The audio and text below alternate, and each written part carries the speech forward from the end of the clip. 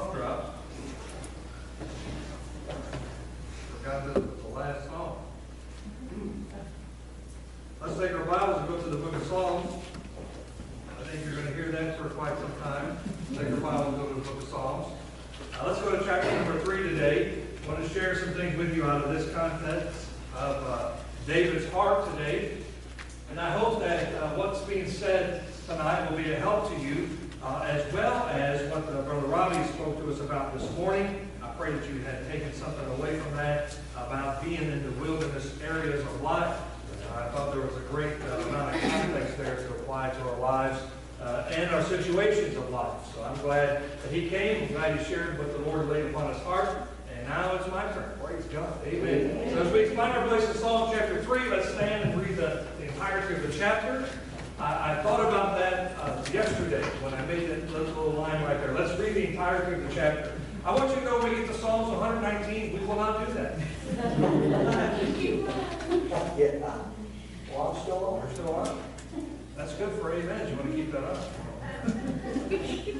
All right, so we won't do that when we get to 119. We'll get through there little by little. So let's read the entirety of this chapter. It's only 8 verses.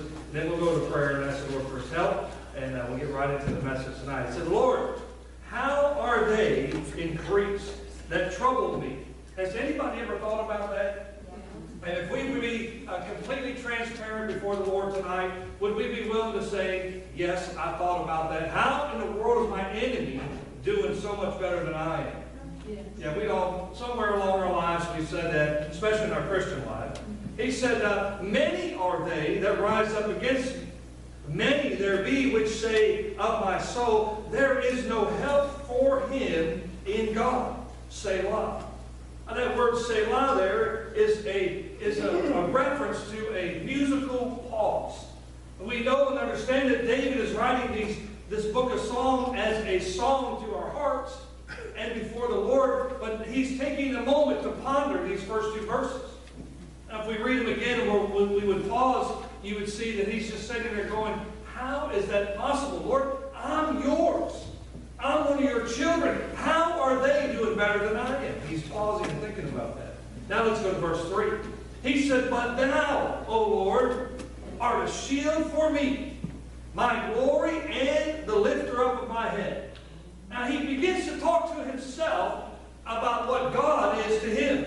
They may have their riches. They may be doing very well. They may have wonderful homes, bank accounts, and a slew of friends that be around them all the time. But David says, Lord, you are my shield. Lord, you're my glory, and you're the lifter up of my head. Can I tell you tonight, that's far better than what they may have on the hill? Amen.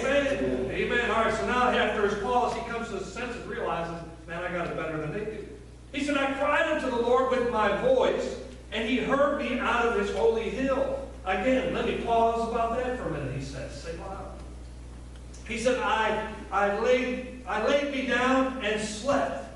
After he thought about these 2 verses above, in verses 3 and 4, he realized how good he had it, and he figured, you know what, I can sleep on that promise. Hey, church you came to, no matter how good or bad life is, you can rest and know the Lord is in full control. Amen. And let's go a little further. He said, not only do I laid me down and slept, he said, I awake, for the Lord sustained me.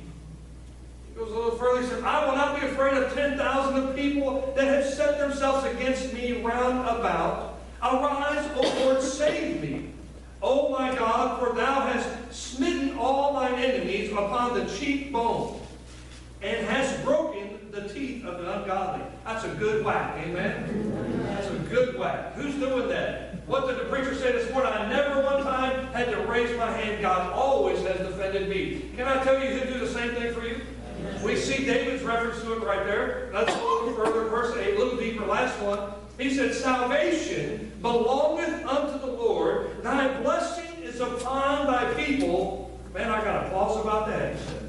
And think one more time how good God's been to me. All right, let's pray. Father in heaven, we love you. We thank you for the reading of your precious word. I pray, God, you'd add unto us. I pray that you'd help us. Lord, I pray that you'd preach through us. Help us to be getting out of the way. And Lord, let you be seen and glorified here tonight. We thank you for the time we spent in the Grace of Wilderness this morning. I pray that you'd apply these things tonight from David as we look tonight at the troubled man. I pray you'd help us and we'd find application, help for our souls, and Lord, that we'd be able to encounter this passage with thanksgiving in our hearts tonight. We love you. Thank you for these that have come, the faithful. Lord, I pray not to be selfish just for me, but every pastor, preacher, teacher, missionary, and evangelist standing breaking the bread of life today, to somebody, somewhere, come to know you as Savior. We love you. Thank you. In Jesus' mighty name. Amen. Amen. You may be seated. I want you to think about this now. In chapter number 1, we know we spent the 3 weeks there about the blessed man.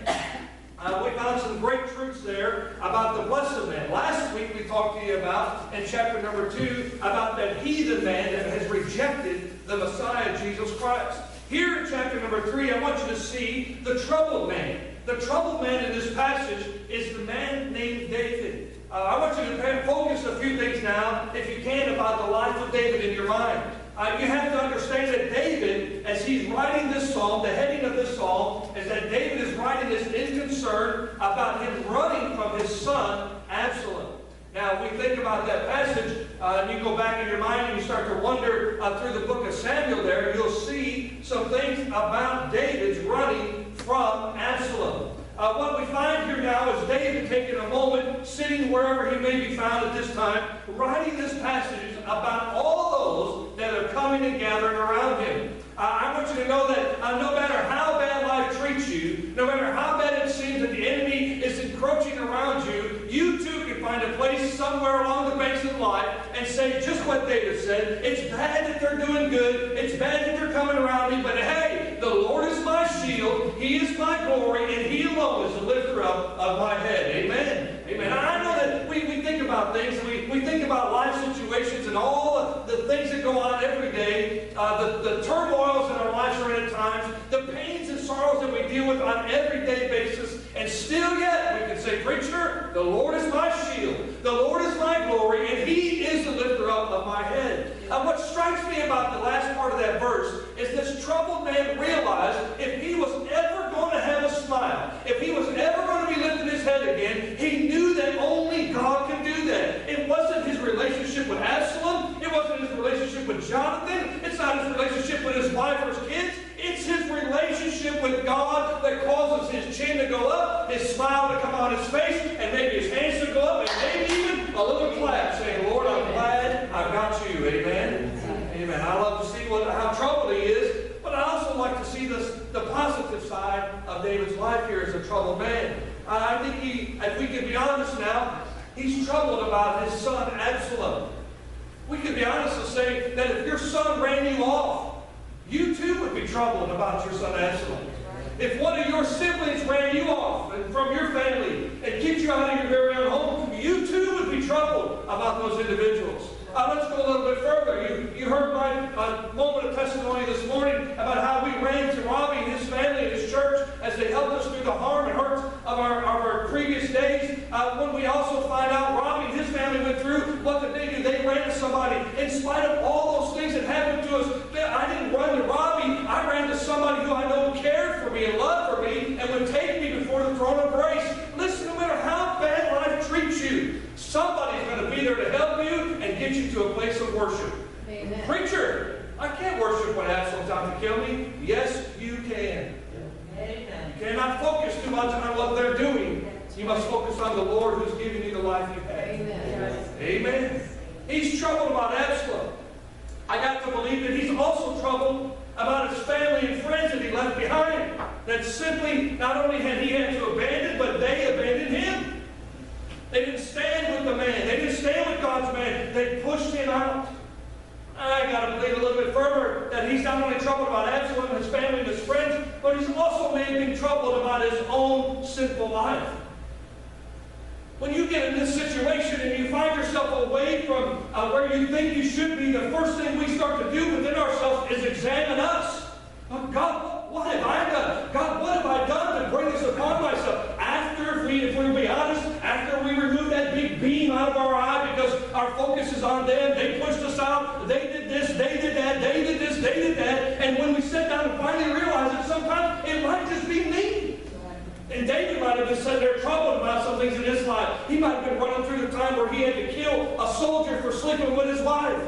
He might have been running through some things that happened all those days of his life of being a sinful man. All that might have been running through his mind. And he began to wonder, and then am I troubled about me? And if I'm troubled about me, then I'm troubled about my relationship with God. It's a troubled man. We find one more thing that he's troubled about, and I think is that he's worried about the nation of Israel and the direction they must be going now.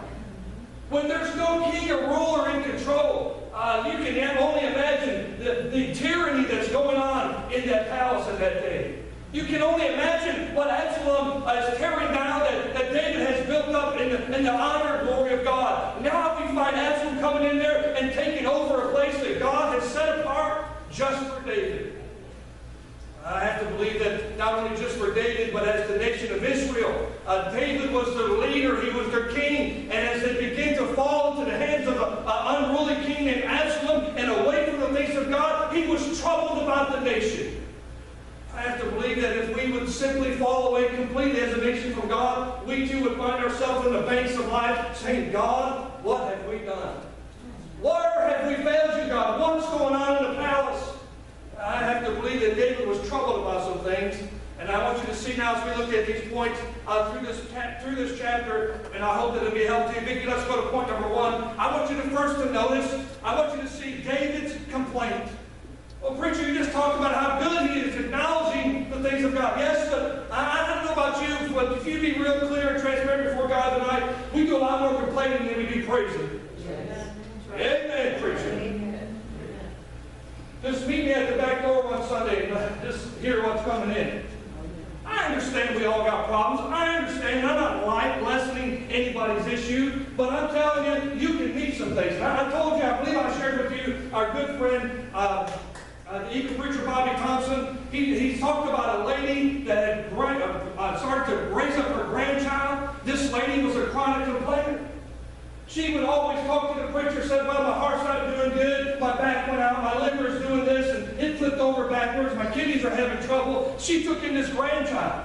Every single week she'd come in, had that down and out spirit, never once coming in and saying, the Lord is my shield. He's my glory, the lifter up of my head. Every week, my heart's giving me trouble, my back went out, my liver flipped over, my kidneys giving me trouble, my legs are bad, everything bad. After about 6 months of that little guy living with her, he come into church with her one day, he stooped down and said, how you doing there, little man? He said, my heart's going bad, my back went out, my legs giving me trouble, my kidney had flipped over. I'm telling you, we do more about complaining than we ever do praising God. Amen? Amen? We've got to get to the point when we get to verse 3. Too many times do Christian people hang out in verses 1 and 2, and we always talk about what the enemy's doing. Can I tell you, God's still on the throne? Nothing's changed. He's still in control. Let's glorify Him. Amen. Let's glorify Him. Yeah, I want you to see David's complaint now. How does he grasp this? A and B I have on the board for you. I just want you to see what he does. There are so many that are against me. Have you ever felt like that? You ever felt like everywhere you turn, somebody's coming against you? You ever felt like it no matter what you do or say, it just didn't work out and somebody's against you? It just, sometimes it seems everybody you're encountering is against you. I want you to see this in David's life here. Put your finger here in Psalms chapter number 3 and run with me over to 2 Samuel chapter number 15. 2 Samuel 15. I want you to see the amount that he is going through here in this passage. 2 Samuel 15. And when you find your place there, say amen. We'll read together. I want you to read together with me one verse in 2 Samuel 15. I need you to see this now. David is looking at what he physically can see. I know there's a lot of times in our life that we just sit back and we watch everything going on. And we even question God at times. What in the world are you doing, God? And again, if we'd be clear and transparent, we'd all have said that one time or another. Question Him in some way. Now, I want you to see in 2 Samuel chapter 15, drop down with me to verse 12. I need you to see this in the context of why he's saying there are so many that are against me. In verse 12, he said, and Absalom sent forth, that man's name, of Gilonite. It said, David's a counselor. That's who he sent forth to. from his city, even from Gilgal. And while he offered sacrifices, and the conspiracy, look now, was strong, and not only was that conspiracy strong against David, but look at how he closes the verse. He said, and for the people increased continually with Absalom. That simply means that the people that David thought were in his camp, the people that he thought he could count on, the people he thought mostly he'd be confident with and be in counsel with, those were the very ones that were turning against him and going after Absalom. I need you to see that now. Notice the first part of this verse. It's not only just some men, but it's David's counselor, the one that he most would confide in, the one he'd spend the most time with in having counsel. If you've seen Mike and I stand here talking, he said, we were talking about his church situation. He said, whatever you think, preacher. I said, oh no. I said, you're my go-to guy. You're my counselor. You're my guy I go to. And so that's what this is going on for David. It's that guy that went against this guy, and David is in his mind saying, Lord, it's the one I thought to be the most perfect one by my side is the one who's going against me. That'll make you think there's a lot out there. Yeah, that's right. I thought I had some good ones on my side. But even the ones who counseled me, along the way, they've been giving me some bad counsel. Not only did they do that, but the counsel they may have been giving me, they gave that counsel also to my enemy. And that enemy has used that counsel against me. But not only does it this man, this wonderful counselor of David's, would go further, it says that they conspired, the conspiracy was strong. They had some root in that conspiracy. And then he goes a little further and said, for the people, now we're getting outside the palace now. The previous part of that verse was the inner circle of the palace of David. The man that spent time with him in his chamber and talked to him and helped him to conduct the business of the nation of Israel. In the council there. Now we're talking outside. It's going deeper. It said even the people continually increased with Absalom. That simply meant the people who were doing the talking on the inside went down to the people that lived on the outside of the palace and got all them involved and talked and twisted their ears and brought all them in, and they all conspired together against David. I'm going to tell you, when that happens to you in your life, you're going to be just like David and say, God, why is there so many that are against me? David had to realize, wait a minute, they can all be against me, but if I've got you, Jesus, I've got all I ever need. Amen? That's why he can go from this verse here in 2 Samuel 15 and 12 to where we find ourselves here in Psalm chapter 3, verse 3. The Lord is my shield. He is my glory, and he's the lifter up of my head. In spite of all those that increased, all those that conspired, all those that got together, he still found one verse, one moment of time where he could say, God, no matter how big they get, no matter how many gather, I'm still on the winning side. Amen. Amen. So I love that verse there in 2 Samuel 15. And I want you to see, not only is there many against me, this is why he's complaining so much, but those that he had helped the most may have even turned on him. How do you come to that conclusion? David was a man of the people. David not only was a man of God, but he was a man of the people. Those people loved him. And Absalom turned their hearts against him. David was, and you could read so much that he did for Jonathan and his family, and how did he bless them and took care of them, and all the things that went on through that. David was a man of compassion. And all those people, I just wrote down a few, those people that he thought the most would be there for him, the ones that he went the furthest out of the way to be a help to, were some of the very ones that were standing there against him. I wrote down these few here. Those that were standing alongside Saul and cheered David on as he defeated Goliath may have been some of the very ones who had abandoned him. The very same ones that sang the song of victory when he came back with Goliath's head, those same ladies, as they sang the song of victory, could have been some of those also that turned against him.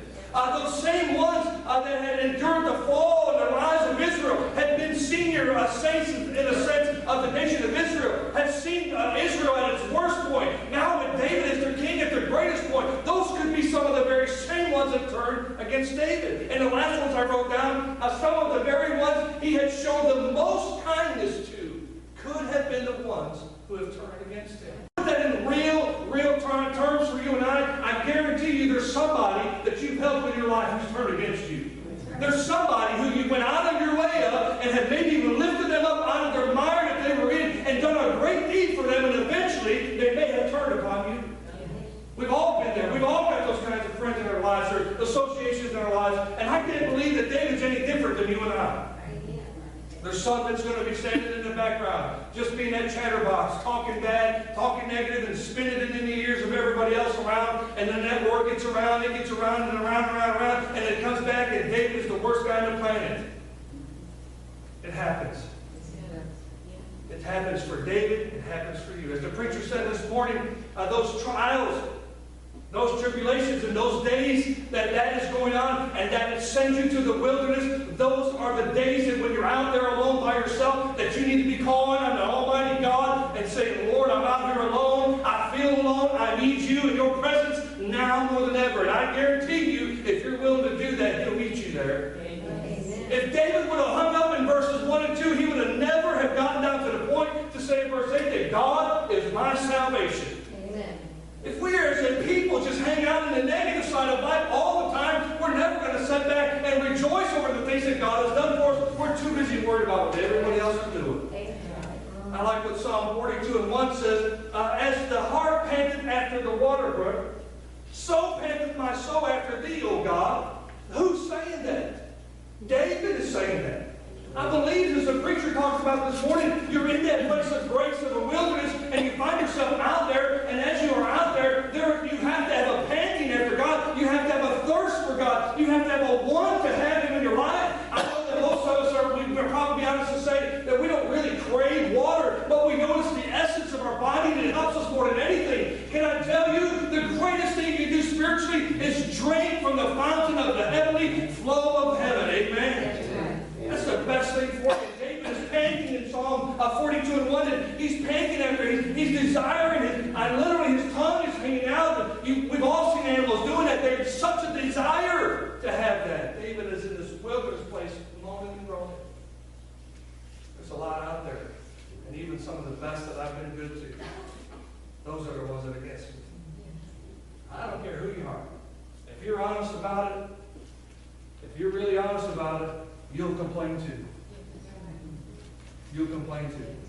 Now, let's not focus so much on the complaining. Let's get a little further. Vicki, let's go to point number 2. I want you to see David's confidence. Let's drop down to verse number 3. In verse number 3, I've told you, quoted it a few times already. He said, but thou, O Lord, art a shield for me, my glory, and the lifter up of my head. I want you to see David's confidence. He does a lot of complaining in the first 2 verses. But that complaint is now turned to confidence. Let's look at these a little closer now. He said, the Lord is my shield. I've got that on there for you. What does a shield do for you? It simply is your protector. It keeps you from the enemy, or it keeps the enemy from getting to you. It literally is a buffer between you and what's against you. David has come to the conclusion in verse 1 and 2 that there are many that are out there that are against me. But he said, Lord, you are what's the buffer between me and them. Lord, you're the one that's keeping them at bay. Lord, you're also the one that's keeping me safe while they're out to get me. There are times in our lives when we forget the fact that not only is the Lord our Savior, not only is He our King, not only is He our ruler, and not only is He in control of our life, but we forget the fact that He is keeping us safe from harm of our enemy. Amen. Amen. I'm glad for that. David is saying, Lord, they're out to get me. Many of them are out to get me, Lord. But I'm glad you're my shield, God.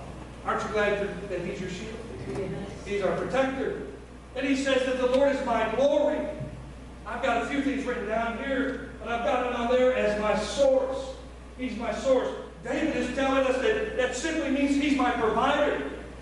Lord, if I'm even away from the palace, if I'm not even eating from my very own table, from my very own chefs, if they're not preparing these things for me, if I don't have a bath water to run, if I don't have servants around me, God, I can look past all that and realize that You are my glory. You are my source. You are my provider. So many times, we heard Robbie talk about it this morning, we look at the monetary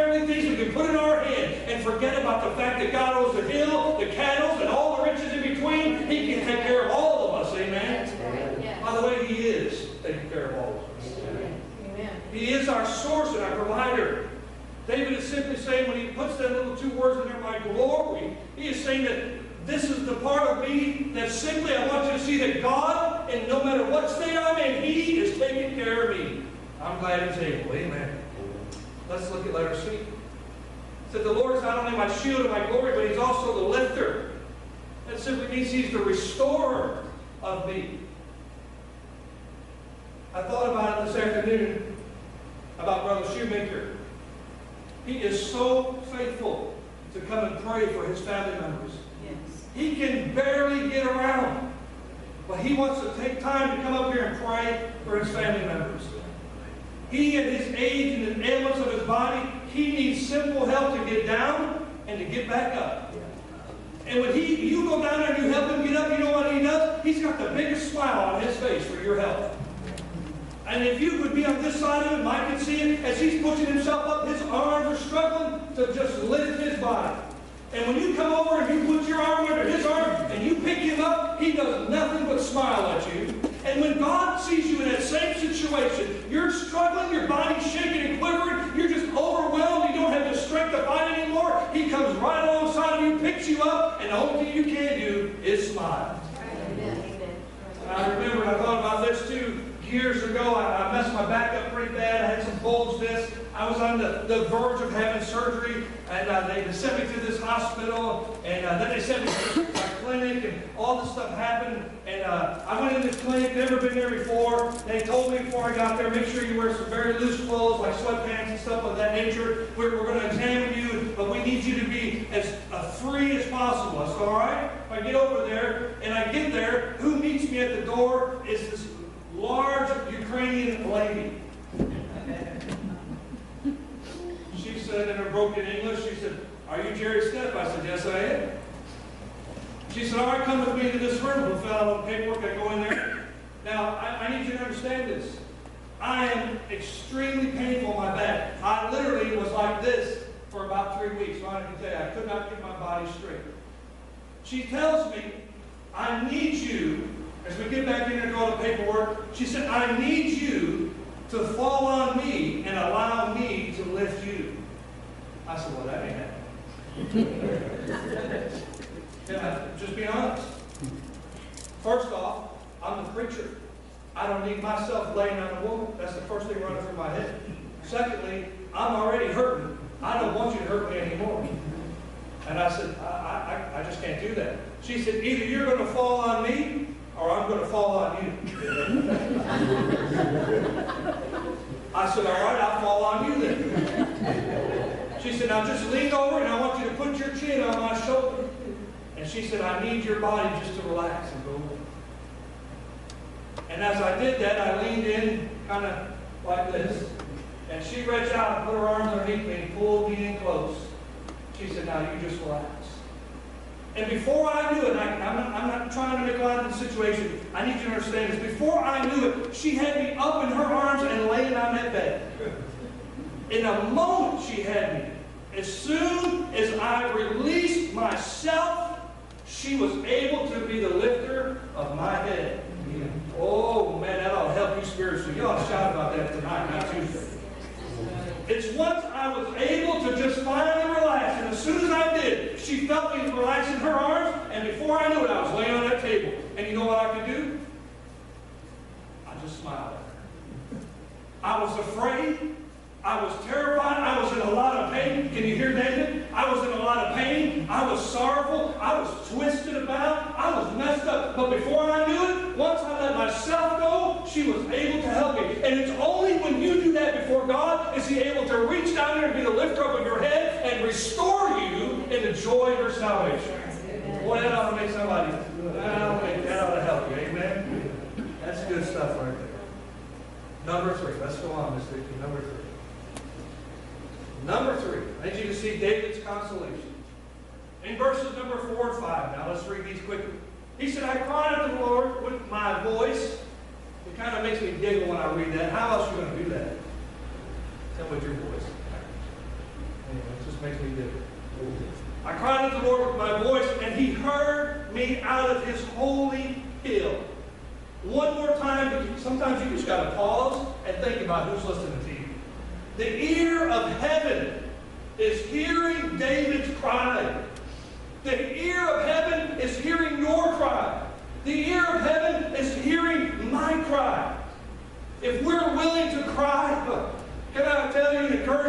that God is listening? Can I comfort you to know the ear of heaven is God and He is listening when you're willing to call? I need you to see it a little bit further. He said, that's so good to me, I've got to pause for a moment and let that sink in. Sometimes in our lives, we just got to stop for a moment and let that wonderful blessing of God sink in. Now let's look at a few things about the consolation of David. First thing I want you to see in letter A is the fact that he heard me. If there's ever anybody I want to hear me in that moment of time, it's God. David said, not only did he hear me, but he reacted to my voice. Gentlemen, how many times have you gone with selective hearing? Gentlemen, how many times have we gone with selective hearing? Ladies, you're all laughing, but how many times have you gone with selective hearing? Yeah, it goes both ways. It goes both ways. You can hear, but it's a matter of fact of whether or not you're listening. The ear of God is always attentive. He's always listening. And matter of fact, He can hear the things you're not even saying.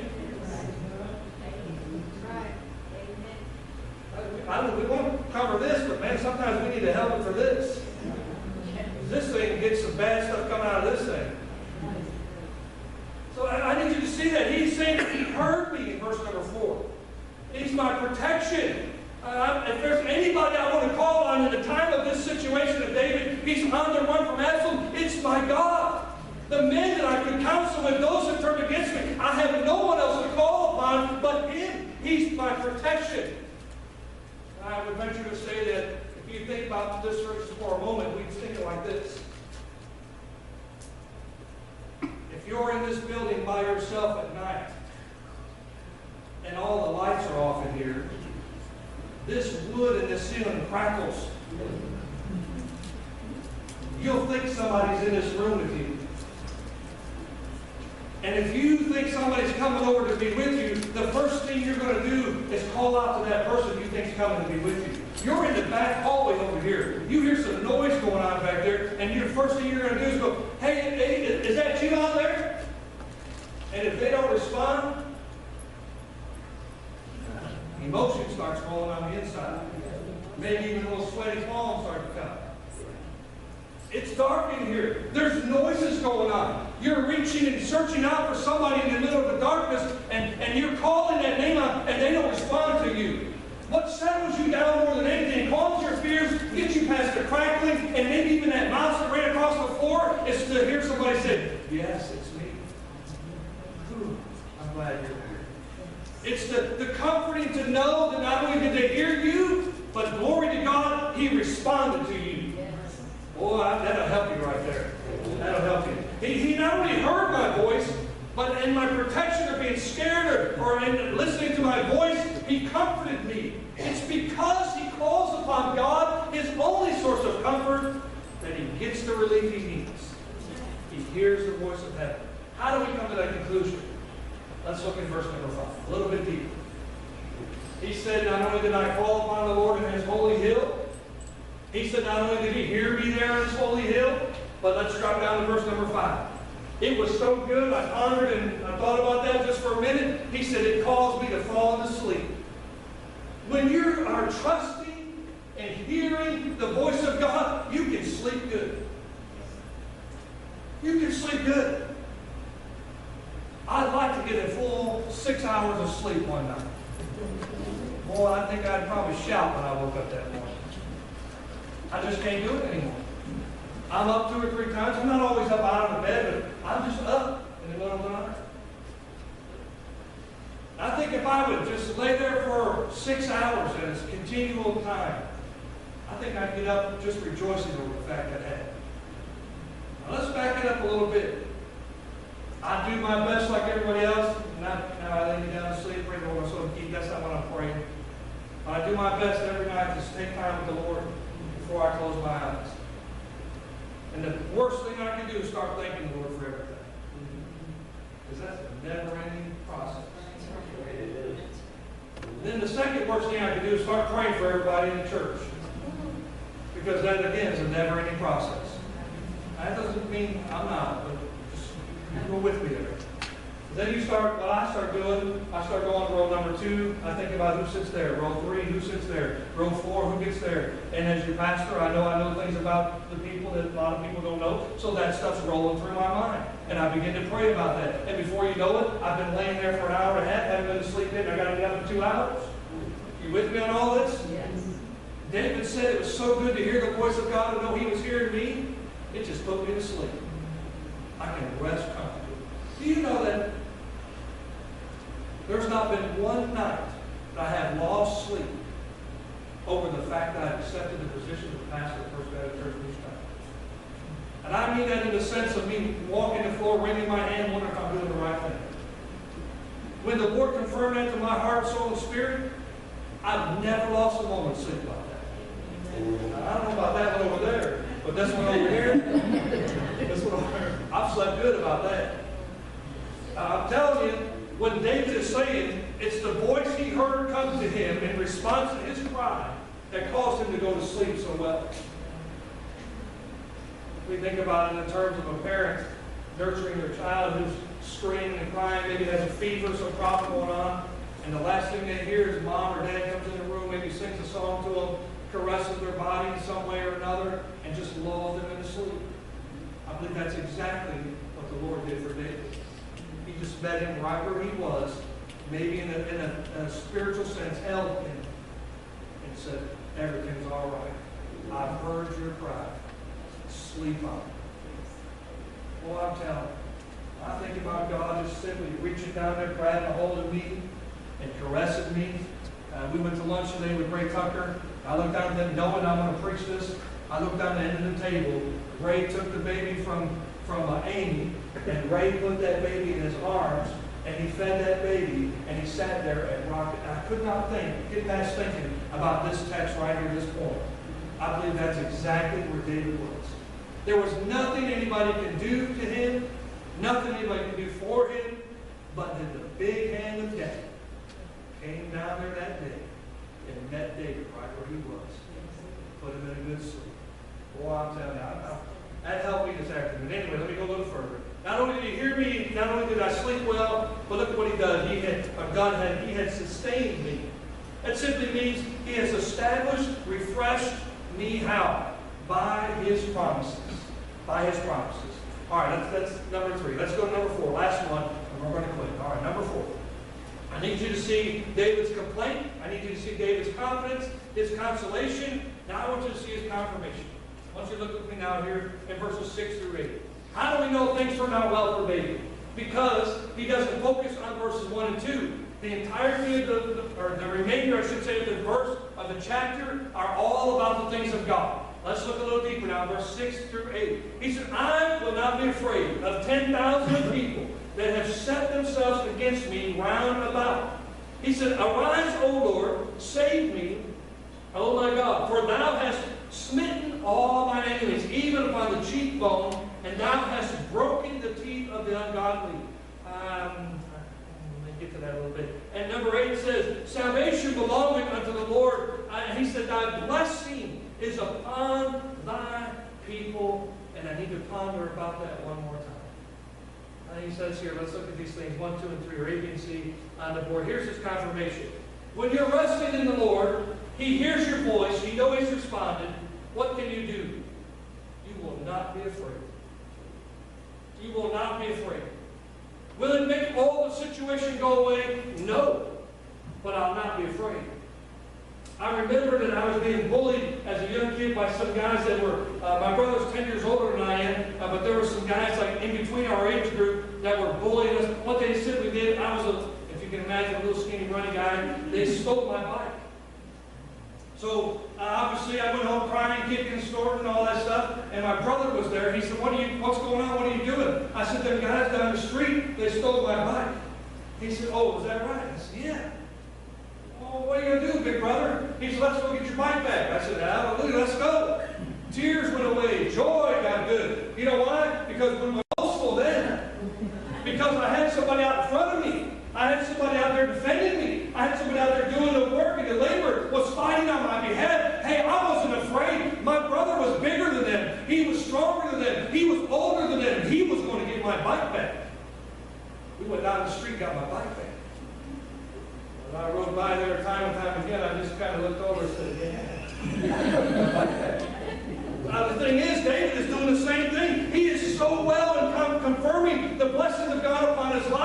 He's so good. He said, I'm not going to be afraid of two people.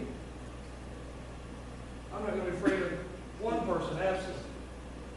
I'm not going to be afraid of them, my counselor either. What's the Bible say in verse number 6? I will not be afraid of even of 10,000 people. When God's doing your fighting for you, you don't have to be afraid of 10,000. You don't have to be afraid of 10 million. Because if God's doing it right and you're behind Him and allowing Him to do the work, you too can be like me. You're going to get it now. Big brother's coming. My help, my rescue's coming. That's what David was saying. I'm telling you, there's nothing wrong with us standing behind God and peeking over His shoulder and eventually saying, get Him, God. Get Him, God. That's what David was doing. After he done all that, dropped down to verse 7, we see that his confirmation is that he's not going to be afraid. Then I want you to see he's also going to say, I will arise. And that struck me. The verse in the term is speaking of, he's asking the Lord to rise up and take care of this situation. I could have went home that day after they stole my bike, sat out on the front porch, had my lip hanging out, and never told anybody about my bike being stolen, and nobody would have ever went down the street and defended me. David himself, I know he's asking God to arise, O Lord. I know he's asking Him to do that, but David himself, somewhere along the way, has got to come to the conclusion, I've got to get up myself. I was more boastful when my brother was around than when I was by myself. David understood that God was with him in His presence, and he too needed to get up. And can I tell you, sometime in your Christian life, you're just going to have to get up by yourself, dust yourself off, and get moving on and get in line with God. Amen? Yes. Not every time is somebody going to come by like that big Hungarian woman or whatever her nationality was and pick you up every time. Sometimes you're just going to have to do it yourself. David, I believe, had to come to the conclusion, and I need to get up out of this situation. I need to get up out of this pity party. It's unhealthy for me. It's going to eventually take advantage of your life. You end up being in a position that all you're thinking about is those other people. Do you know that most of the time when you're dwelling on it, those people have already moved on and have forgotten about the situation anyway? You need to rise up and get away from that mess and let God be between you and them.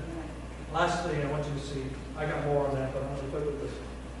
I want you to see the salvation in verse number 8. He says, salvation belongeth unto the Lord. Salvation belongeth unto the Lord. In this context, he's not talking about saving grace. David is talking about physical salvation. God has rescued him from his enemies. He said, I have been saved by the power of God, physically. I'll go one step further. If we look at it here on the board, it only comes from the Lord. The only one who's going to be between you and your enemy is the Lord. He is your shield. Another term is your buckler. He's the buffer between you and them. He's the only one that's going to get you through it anyway, so you might as well put your trust in Him. You might as well just hope in Him. You might as well rely on Him. He is your means of salvation, not only for your life here, but also for your life over there. Not only is He my salvation here on this side of glory, but He's going to get me over there on that side of glory. Amen? Amen. David is saying it's not only coming from the Lord, but it's for life situation and for soul salvation. Is He my Savior? I want you to notice a few things with me now as we close with this. Look with me in verse number 1. Lord. Verse number 3, but thou, O Lord. Verse number 4, I cried unto the Lord. Verse 5, I laid me down, and I slept and awake, for the Lord sustained me. He said in verse 7, arise, O Lord. Verse number 8, salvation belonging to the Lord. Can we simply say, I'm not going to somebody else? I'm not running to grab the phone. I'm not reading on Facebook. I'm not going to my pastor. I'm not doing this. I'm going straight to the most important source of my life that can bring a resolution to this problem of my troubled man that I am, David. I'm going right to the Lord. Can I challenge you to do that? And if you can do that, I guarantee you, you'll be singing the salvation song just like David. It's when we take it into our own hands, we lose sight of God's ability, and we fall further and further further and further back. When David is saying, I'm not too focused on them, I'm focused on my shield, the glory, and the lifter of my head. There's our message tonight. And you can notice the trouble man. David was troubled.